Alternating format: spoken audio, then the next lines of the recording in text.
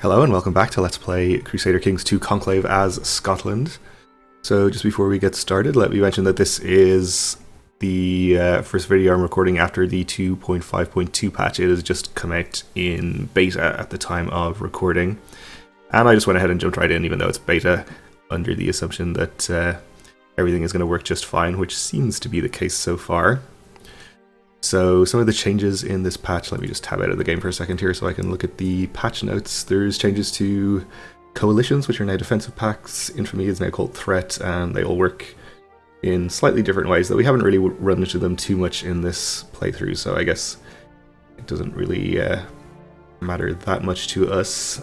Changes to shattered retreats as well, including there was one battle that we had in a crusade before where we retreated off into the deserts instead of into a coastal province where we had boats waiting, and apparently that is one of the changes.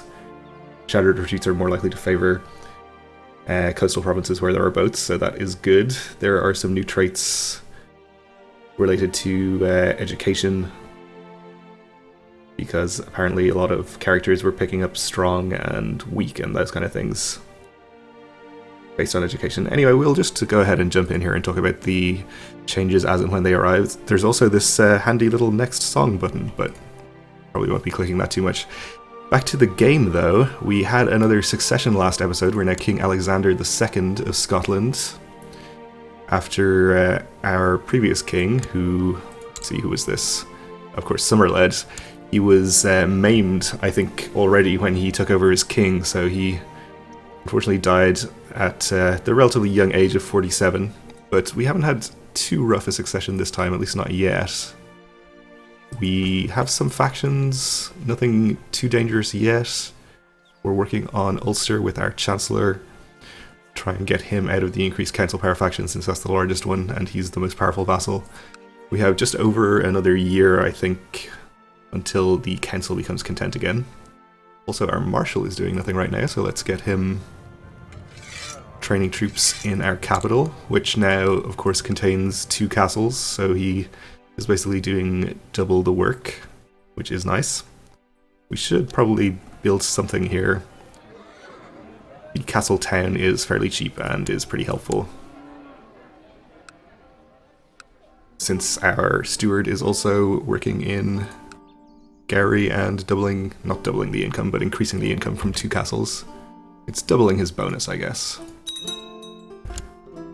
So we're probably going to hold off on going to war anytime soon. Probably until the council becomes content again. Duke of Ulster used a favour on Duke Philip of Gwynedd to force them to join all their factions. I see. Well, that's not good.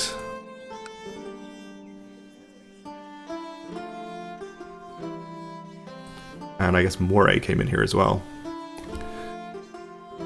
Well, I think if we get Ulster out of this faction, it will be disbanded and then Gwynedd won't rejoin. Maybe we'll try to give him a gift. I guess 100 gold is not too bad. We've given him an honorary title already. We haven't. We can get him up another 10. So I think one successful opinion increase from our Chancellor will get him out of this faction. No, it won't actually.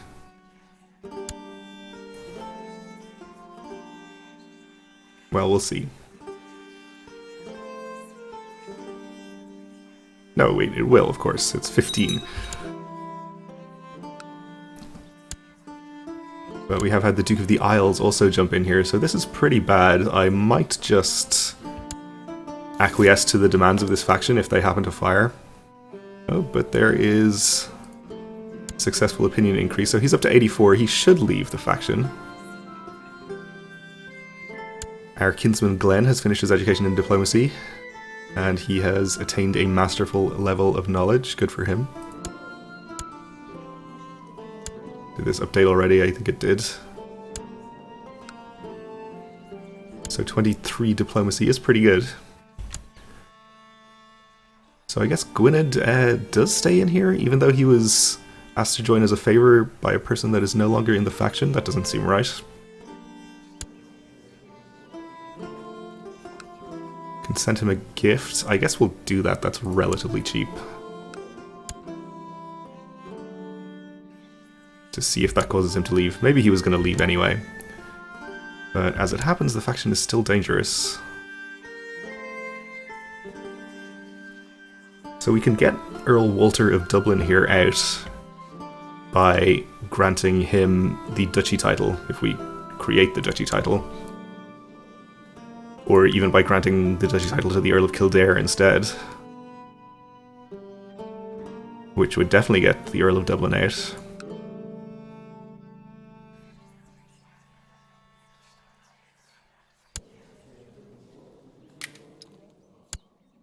Yeah, he is about as strong as the Duke of the Isles, though it's Moray here who is the main agitator in that faction. And he feels he should be on the council. I wonder if we could arrange that without angering too many people. Could fire our Duke of East Anglia, but unfortunately the other guy is not very good at diplomacy. Oh, we don't actually have an advisor right now. Alright, that makes things a lot easier, so we can just appoint him advisor. Where is this? Appoint councillor. So he is still able to be in the faction until they become content again, which is June.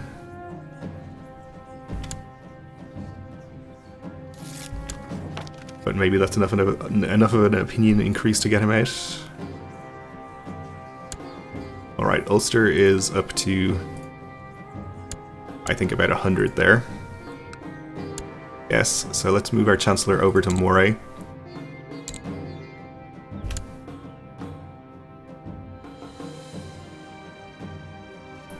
See if we can get him out. And here comes the Duke of East Anglia. Okay, for too long you've restricted the political influence of your vassals. The time has come to give the council more power. Submit to this demand peacefully or face the consequences. Rest assured that I've gathered others who are equally upset, says the Duke of Moray. So we can say, I guess we have no choice, and we can implement the Title Grant Committee law, which I don't want to do. On the other hand, it's not the worst thing that could happen, and I think we would have to definitely spend a good chunk of our money on factions to win or not on factions, sorry, on mercenaries to win this war. So I think I'll probably just do it.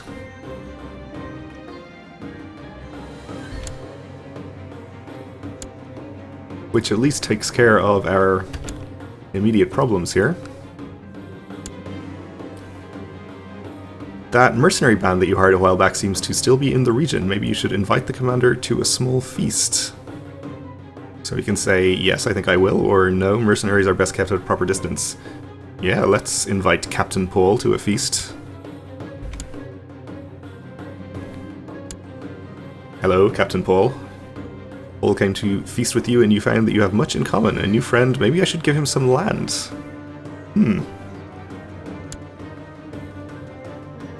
So we are friends. Don't think I'll be giving him some land, though. I can't stop thinking of all those prisoners in my dungeon. They are at my complete mercy. What a thrill it would be to hurt them, to hear the sweet screams, to see the panic in their eyes. We are not cruel, but I guess we could probably become cruel? No? Maybe we're getting this because we're arbitrary. Let's resist our foul impulses, though.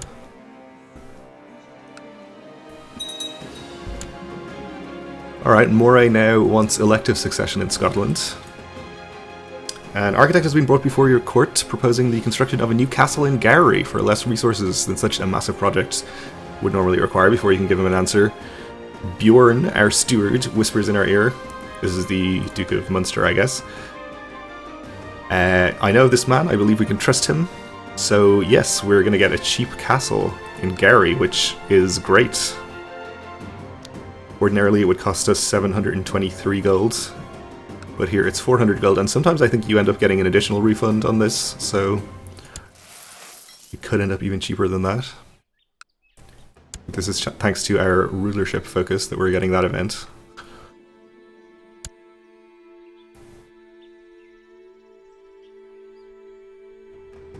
So we can get our capital county really charged up here, which is pretty good. I tend to let female thieves and bandits get away with lighter sentences than men. I might condemn a woman to a few months in prison, whilst a man might get one of his hands chopped off. That is how it should be. We are arbitrary, as noted. So this guy reacts. I didn't think anyone had noticed that I give lighter sentences to women than men, but Kelachon was all in favour of giving men more severe punishments than women. Okay. That's great. There's somebody in the court of Moray, apparently.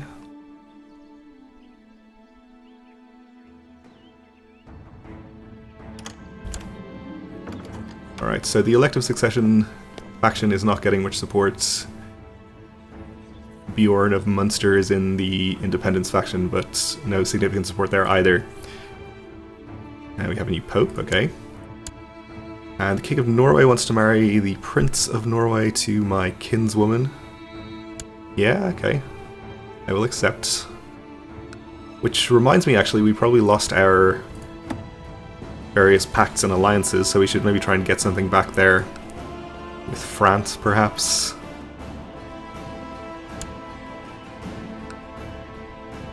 I suspect we don't still have the ability to form an alliance or a pact with the Holy Roman Empire. Alright, our castle town has been built. Okay, France accepts our non-aggression pact. Will he accept an alliance? He's in a defensive pact against the Holy Roman Empire.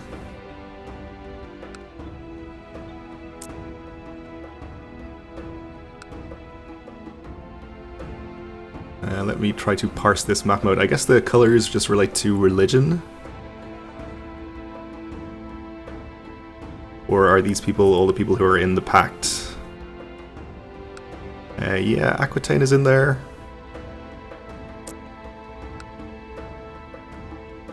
Poland and Hungary perhaps as well, yep. Alright, fair enough. We could join the pact against them, I suppose, but I don't think we really care that much. He will form an alliance, so I guess we'll take it.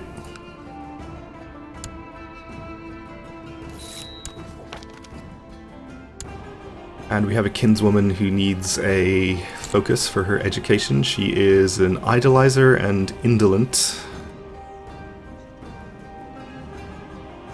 Learning would be okay. Just learning, I guess. Sounds fine. So our heir, Ninian here, has had a daughter, even though he is chaste. She has no particular traits, but she is sickly. That's fine.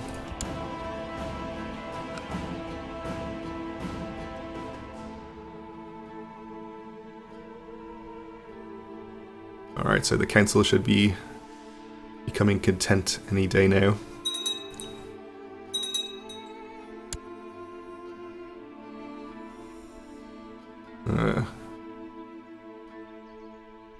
So this guy is making Gwynedd join his factions, East Anglia. Overthrow King Alexander of Scotland. I think this is the new faction that was added that makes me abdicate in favour of my heir.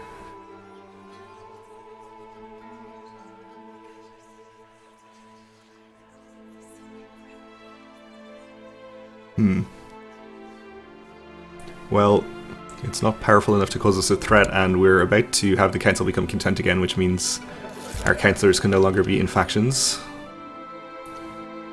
Alright, his mission to Moray has been successful, so Moray is happier.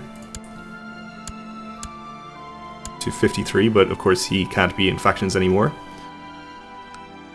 So I think we have things pretty much stabilized.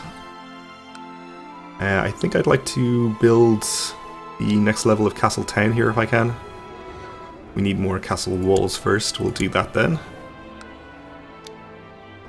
We can also upgrade the castle town here, but it's more expensive. It's probably still worth it.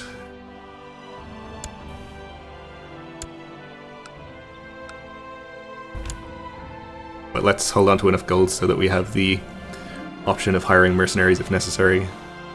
There is a new pope, okay.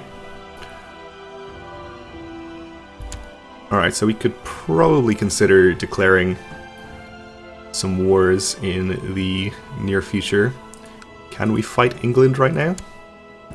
He's got 11,000. Meanwhile, we have about 11,000 as well.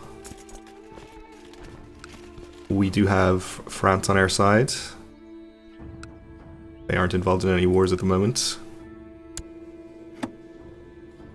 And England still has Castile.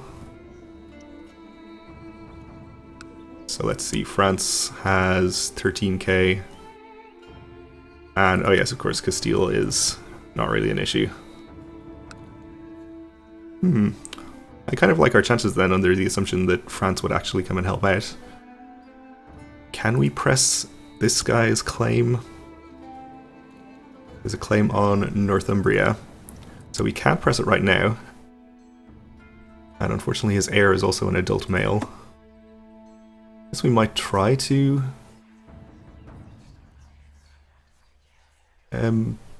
kill him and his heir. On the other hand, our revocation plot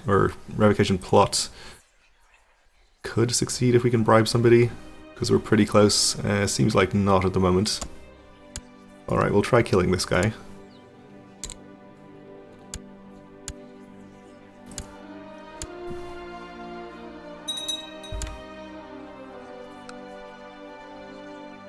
The Earl of Strathern has founded the Increased Council Power in Scotland faction. He probably doesn't like that we want to revoke his county. Oh, okay, people are voting now for Glenn instead of Ninian. I guess that's okay. Don't really like his doubly reduced fertility. I guess that doesn't matter so much with Tanistry, though. Let's get him married anyway and see if he can do his duty for the realm and produce some offspring. I guess the strong Bernice here would be a pretty good choice. Ooh, strong and quick Clara. Or even better, strong and quick Roxana, who is much younger.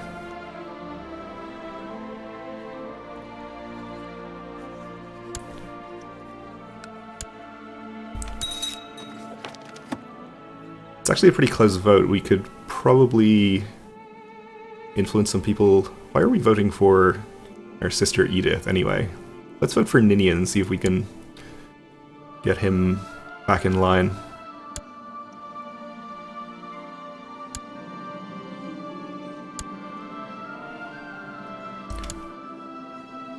I guess people are favoring Glenn because of his very high diplomacy. Doesn't make much of a difference either way. The castle we commissioned in Gary has been finished, more or less on schedule, and it appears to be of sturdy construction. Not bad, so we've established the Barony of Dundee. And to celebrate, we have died. Steadfastly fallen asleep in the Lord at age 57. Well, so be it. From one succession crisis to the next. So we are King Glenn of Scotland, only recently elected as the heir. And Ninian, our brother, is going to be our heir. Okay. Well, unfortunately, because we're homosexual, that's going to be a small opinion penalty with our vassals. I don't know what the penalty actually is. It's only -5, so it's not a big deal, I guess. Alright, let's choose an ambition, I suppose. We have the new groom and heir ambition. Have a male child and see him reach adulthood, but any child of ours is unlikely to be elected as the heir, so I don't know if this is a good idea. But it does increase our fertility by 20%, and we would like to have some children with our genetically talented wife, if possible. So let's take that.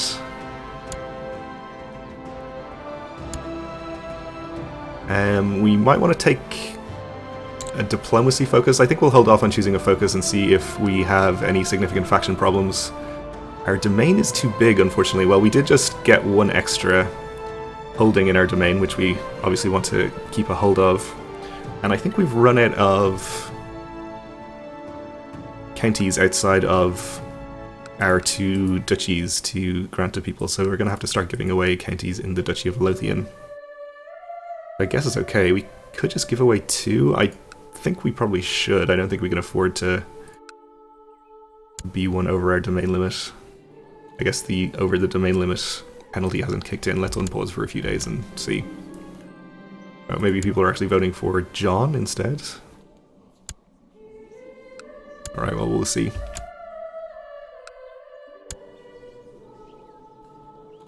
People don't care that we're over our domain limit, maybe?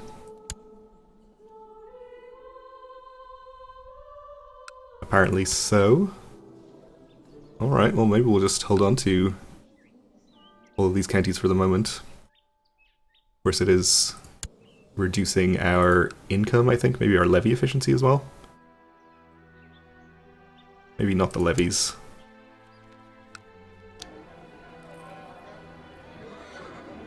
Where does it show this? It's here, probably.